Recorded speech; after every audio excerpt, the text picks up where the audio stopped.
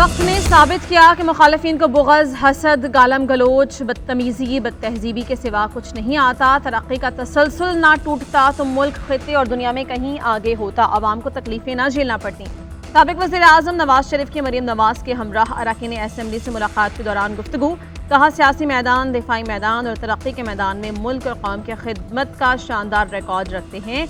मुआशी turn around होता नजर आ रहा है। पॉलिसी रेट में कमी ने कारोबारी बरादरी का एतमाद बढ़ा दिया। सख्त मुआशी हालात के बाद महंगाई में कमी हुई। मजीद कमी से आवाम को मजीद रिलीफ मिलने की उम्मीद है। अल्हम्दुलिल्लाह तामीराती काम फिर से शुरू हो गए हैं।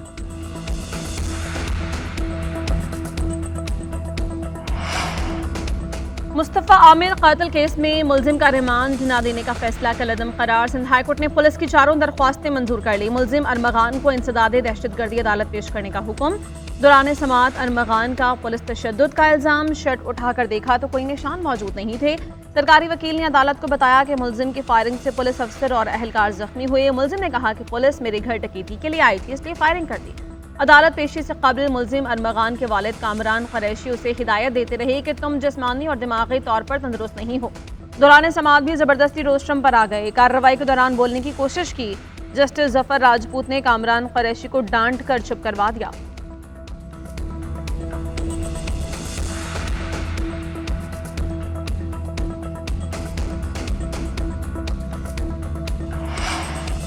अक़वाम मुत्तहिदा की इंसानी हकूक़ कमेटी के मुताबिक पाकिस्तान में फ़ौजी अदालतें आज़ाद नहीं। रिपोर्ट में हुकूमत को फ़ौजी तहवील में मौजूद अफराद को ज़मानत देने का कहा गया। हज़ारों अफराद का ट्रायल ATC में हो सकता है तो उन 105 का क्यों नहीं।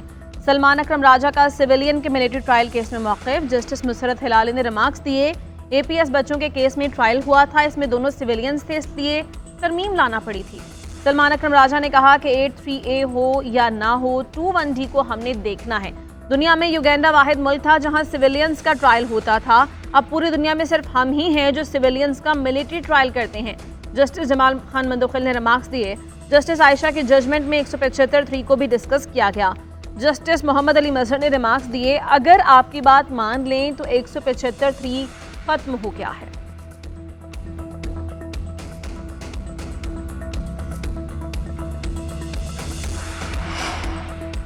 सिविलियंस का ट्रायल्स सिविलियन कोर्ट्स में ही होना चाहिए। पाकिस्तान तभी तरक्की करेगा जब कानून और आइन का निफाज होगा। कोशिश कर रहे हैं कि सियासी कैदी जेल से बाहर हों। अपोजिशन लीडर उमर अयूब के पेशावर में मीडिया से गुफ्तगू।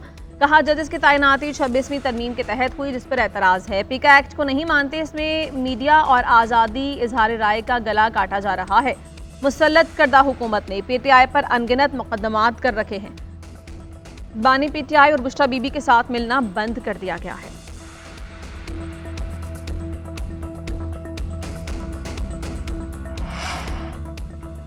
सेनेट इजलास के दौरान अपोजिशन अरकान का एहतजाज, शोर शराबा, नारेबाजी, वोट को इज्जत दो के नारे। डिप्टी चेयरमैन सेनेट ने गुज़श्ता रोज़ की कार्रवाई के दौरान अपने अल्फाज हज़फ करवाए।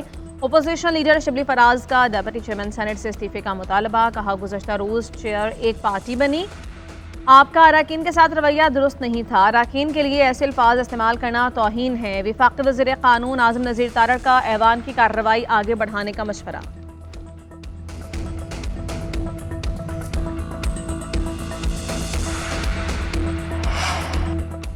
M9 को मोटरवे कहना मोटरवे की तौहीन है। ये वो शाहराह है जिस पर पूरे पाकिस्तान में सबसे ज़्यादा ट्रैफिक चलती है। वफाकी वज़ीर अमीनुल हक का कौमी असम्बली में इजहार ख्याल। कहा, कराची से हैदराबाद में सबसे ज़्यादा टोल टैक्स कमाया जाता है।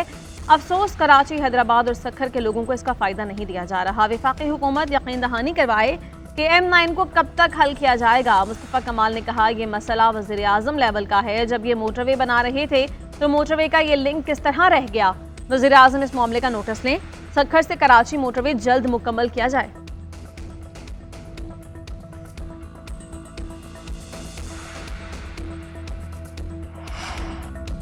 जमात इस्लामी का रमज़ानुल मुबारक के बाद तहरीक शुरू करने का ऐलान। अमीर जमात इस्लामी हाफिज़ नईमुर रहमान ने कहा कि IPPs और बिजली की कीमतों के खिलाफ तहरीक चलाएंगे। पाकिस्तान में IPPs के मामले पर कोई बात करने वाला नहीं। IMF ये कहता है बड़े बड़े जागीरदारों पर टैक्स लगाओ, ये लोग गरीब पर टैक्स लगा देते हैं। ये लोग अपने खर्चे कम नहीं करते, लेकिन आवाम को महंगाई तले दबाया जा रहा है। बिजली की कीमतें हर सूरत कम होनी चाहिए।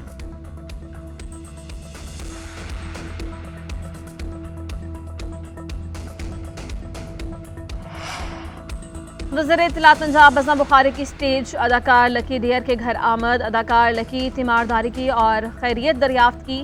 वज़ीर आला पंजाब की जानिब से अदाकार लकी को 25 लाख रुपए का चेक दिया। अज़म बुखारी का महफिल थिएटर और नाज थिएटर का दौरा, बैक स्टेज का विजिट किया, रेस्ट रूम्स में फनकारों से मुलाकात की, थिएटर्स में कैंटीन और कैफेटेरिया में खाने के मयार का जायजा लिया। अज़म बुखारी ने कहा कि फनकार हमारा असासा है, इनकी वजह से दुनिया भर में हमारी पहचान होती है। थिएटर्स को हकीकी मायनों में फिल्म फैमिली थिएटर बनाना मेरा मिशन है।